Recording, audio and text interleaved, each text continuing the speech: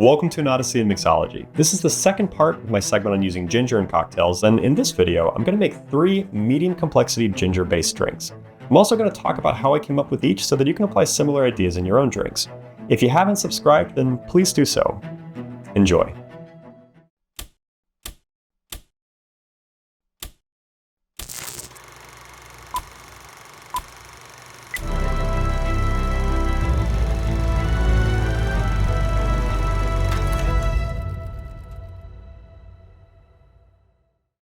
In the first part of this segment, I tried using different forms of ginger in a simple cocktail, the penicillin. It's the quintessential ginger cocktail, but it's by no means the only one. Ginger can be used to elevate everything from highballs to margaritas, but it can be a bit difficult to work with because it's really easy to overpower the flavors in a drink. It's also a bit like licorice. Some people love it, and others really hate it. Now, I happen to like ginger, but I tend to like it in smaller amounts, the penicillin being one of the few exceptions to that. So with that being said, I'm going to go through 3 of my most interesting ginger-based drinks. I call them the Vampire, the Burning Bush, and the Green Andoli. Now, each of these incorporates a different form of ginger from both an ingredient and a usage standpoint, so it's a really good grouping to show some diverse and really interesting ginger drinks. The Vampire uses heavy ingredients to complement the stronger, earthy notes in ginger. The Burning Bush, however, is more ginger-forward. It's essentially a more interesting and complex penicillin. Finally, the Green Andoli uses lighter ingredients so that the brightness from the ginger's flavor can be highlighted. Now, the Vampire isn't just one of my favorite cocktails I've created, it's one of my favorite cocktails of all time. The idea for it started when I got this glass of fresh juice at a local market. This juice is a combination of carrots, beets, orange, ginger, lemon, and turmeric. It's great, and getting it has kind of become a Saturday morning ritual for me. It's got some cool flavors in it, and that started the gears turning. How can I make a cocktail version of this without ruining my favorite drink? And I had zero interest in adding vodka to it, so I thought about it from a mixology standpoint. When I make a new drink, I start simple and layer my primary flavor profiles with complexity until I shouldn't. For the Vampire, the 2 main ingredients are beets and ginger, and this actually leads to 3 different profiles. They're both roots, so they share an earthiness, but the beets also have a dark fruit component to their flavor, and the ginger has a brighter spiced component. Before adding complexity to each, I need to balance these 2 ingredients. Now, beets have an extremely strong flavor, so I also need a very strong ginger ingredient to match it. Instead of using the raw ginger, I'm going to use Lieber & Company's fiery ginger syrup. Now, in the previous video, I determined that this had the most potent ginger flavor. As always, I try to juice everything I can, and that also includes the beets. I promise it makes a huge difference when compared to store-bought juices. Regardless, I'm going to ratio these equally, and due to the strength, that's going to mean half an ounce of each. To layer the dark fruit side of the beets, I tried different darker fruit liqueurs, but the one I liked the most was this hibiscus liqueur called Sorrel. It also has some ginger notes to it, and that helps bridge the gap between the different profiles. The floral aspect here is intriguing. The hibiscus plays with the beets in an interesting way because neither of them are fruit-based, but they're similar enough it kind of tricks your mind. One of my favorite things about drinks is when you can't really put your finger on a flavor, even if you know you like it. That's definitely what's happening here. To layer the brighter side of the ginger, I added fresh squeezed pineapple juice. The tangy and bright tropical notes just works really well with ginger as the base. Now, for the spirit behind the Vampire, I tried gin first, but it was too bright. The drink's flavors needed a heavier spirit, even if I wasn't looking for something dark. Next, I tried tequila, but this cocktail has a lot going on already, and the tequila flavor was a bit too forward, even if I liked the resulting darkness and brightness balance in the drink. That realization ultimately drove me to Sotol. I like to say that Sotol has the diversity of mezcal without the smoke, and that's been very true in the 6 or 7 that I've tried. No 2 have been identical, or even remarkably similar. To me, a good Sotol is also fairly green, as in it has an almost underripe, plant-like taste to it.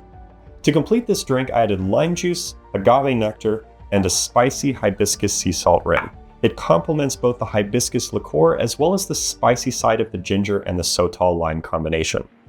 The end result is a drink that is earthy, fruity, floral, and plant-like. It's a truly interesting combination that is extremely well balanced.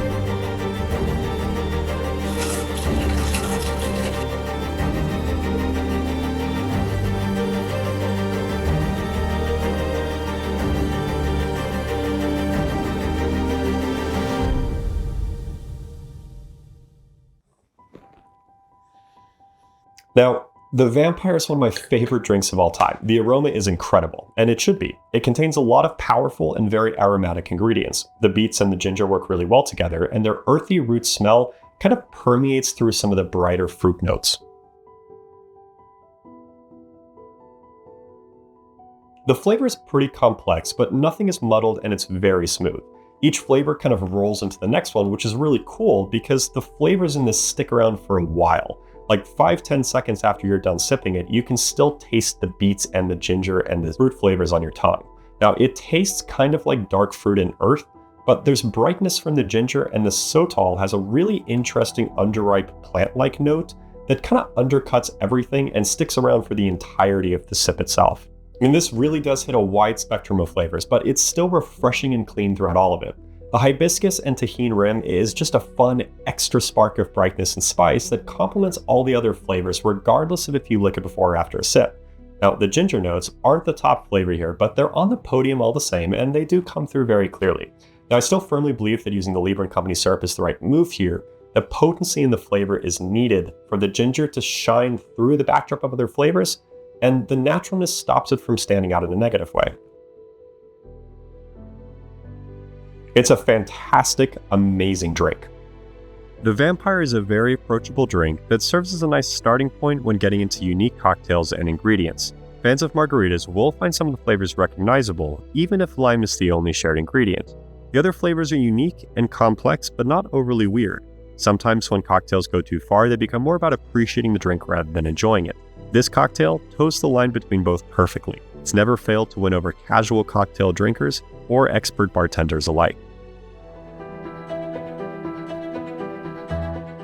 The next drink has a bit of an oddball creation process because it started out as an idea for how a cocktail should look rather than how it should taste. But I like to use rosemary as a garnish, and a bit of controlled arson to it creates a really nice smoky aroma. It also kind of looks like a burning bush, which reminded me of the story of the same name. With that in mind, I figured I'd make a desert-looking cocktail with a burning bush on top. Visually, that means a tan-colored cocktail, probably with some foam for texture, speckles of something on top, and of course the burning rosemary. Now, I actually didn't start out with the intention to modify or base this drink off of penicillin, but that's ultimately where it ended up. I thought using peaches would be a fun challenge, and their raw juice is already kind of the right color.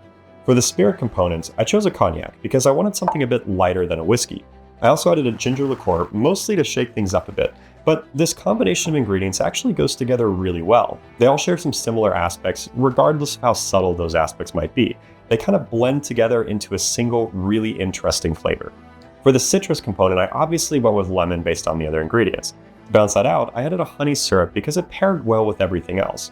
This is also where I got a bit stumped because I didn't want this to be an overly fruity drink, and I didn't want to add any other primary flavors. It's also about the same time I noticed this was basically just a peach penicillin, but I powered through it. After some trial and error with chai tea, amaro, and hopped ingredients, I ended up adding a heavy dose of black walnut bitters. Now, this was a great choice because it darkened the drink and it gave a really interesting nutty flavor that kind of blended in with everything else. The bitterness also calmed the peach and ginger down a bit. I added an egg white for the foam and texture, and then to lean into the nutty flavor a bit more, I added nutmeg to the top. The rosemary doesn't really go with anything in this drink, but it creates an interesting overlap with the peach and the nutmeg aroma. It's a very straightforward drink to make, and it's one of my favorite penicillin riffs, even if ending up like that was a bit of an accident.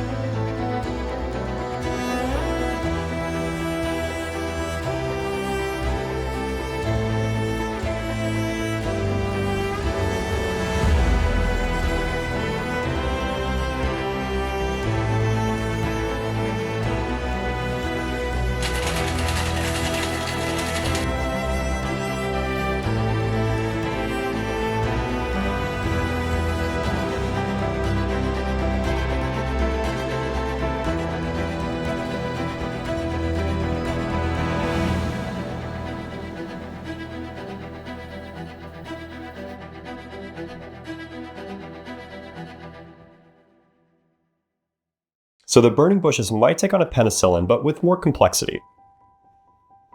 From an aroma standpoint, imagine a penicillin cocktail but with peach, smoked rosemary, and nutmeg mixed in with the ginger and the lemon. So taste-wise, it's a similar story. This is a penicillin, but with peach and dark nutty undertones. Sure, you lose some of the smokiness from the spirit, but you gain it from the charred rosemary and the aroma. Now, I really could leave the description of this drink at that, but I'm going to take it one step further. So this is lower proof, and the combination of the egg white and the peach gives this an almost creamy texture. It's one of the smoothest drinks I've ever come up with, and the peach and the ginger just go together so perfectly.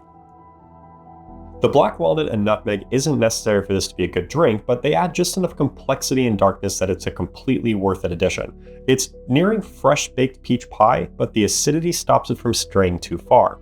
The rosemary obviously doesn't do too much for the taste, but it activates another sense as you're drinking it.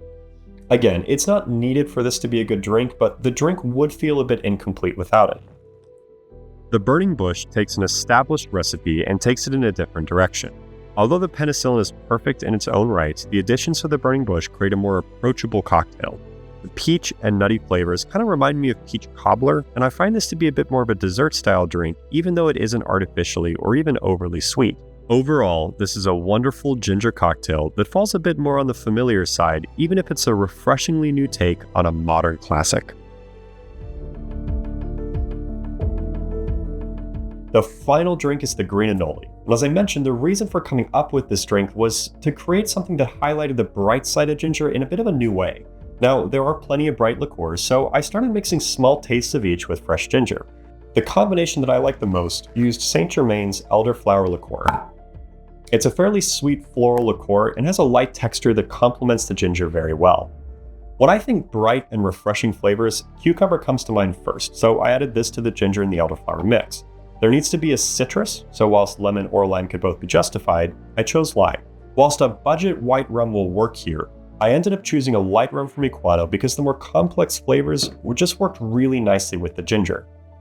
Equano is an interesting blend of lightly aged Caribbean rum made from molasses and unaged sugarcane rum from Mauritius in Africa. The Caribbean portion of the rum is made by Foursquare Distillery, founded in 1997, but they have roots dating back to the early 1700s. The African side of the blend is made by Grace Distillery, founded in 1931. Back to the drink. Adding simple syrup is necessary to balance out the lime, but I wanted to lean into the vegetal notes created by the cucumber. So to do that, I made a dill simple syrup and I added a dash of celery bitters. The celery bitters can be removed if you're not a fan of them. The drink just becomes a bit less vegetal and honestly probably a bit more refreshing. The dill simple syrup is a bit more important though. It does a really good job of rounding out the cocktail, and it's an interesting flavor that can be used in a lot of other drinks. Like most simple syrups, the dill simple syrup begins by adding 1 cup of water to a saucepan and bringing it to a boil. Once boiling, I usually drop the temperature to a simmer before adding 1 cup of white sugar and stirring continuously until everything is dissolved. At this point, the simple syrup is done, but since this is a flavored syrup, I'm going to add a small handful of fresh dill. Keeping the mixture at a low simmer, I'm again going to stir and compress the dill in an attempt to extract as much flavoring as I can from it. Usually this happens fast, so about 5 minutes later I turn the heat off and let everything cool down before straining and bottling it. Leaving it in the fridge and spraying some argon gas in the bottle before corking it will let it last a couple months, but depending on the cleanliness, that could change, so it's best to keep an eye on it. Once the simple syrup is made, then this drink comes together pretty easily.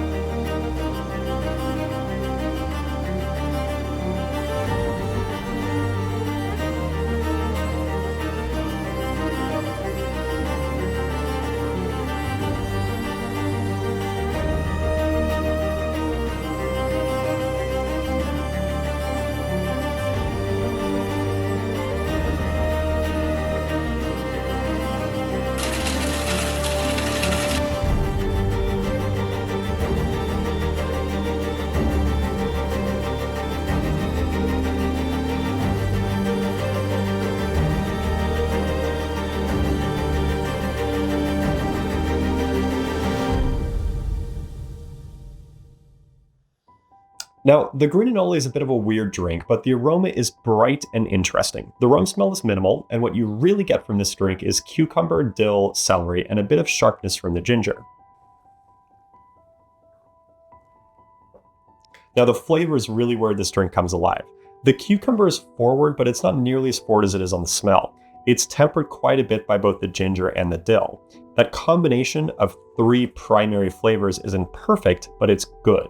The reason it works overall is that the supporting flavors from the elderflower liqueur, the lime, and the celery bitters create some really bright, tangy vegetal notes that kind of split the difference between the 3 primaries. Now, what that means is that the flavors are very cohesive, but they are a bit odd. Now, the rum is there, and I do prefer the less bright flavors from it. It keeps everything balanced, but this isn't a drink to let the rum shine through. When I used gin, the cocktail was a bit off-putting and excessively bright. Even though gin makes more sense when thinking about the recipe, sometimes you just have to go in the opposite direction than expected for a drink to work out really well. Overall, this isn't a drink I make often, but it's something new that manages to tame some pretty odd flavors in a very approachable way.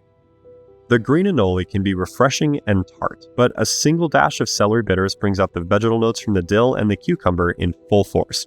The spiciness from the ginger and the distinct vegetal notes creates a cool drinking experience that might lean a bit more towards appreciation than enjoyment for some. It's still a really good drink that tames disconnected flavors in a new and very interesting way. That's it for my video on making 3 medium complexity ginger-based cocktails. For my next video, I'm going to be making a ginger and a pumpkin-based cocktail from scratch, all in celebration of Halloween. Thanks for watching, and if you enjoyed this video, then feel free to subscribe. Cheers!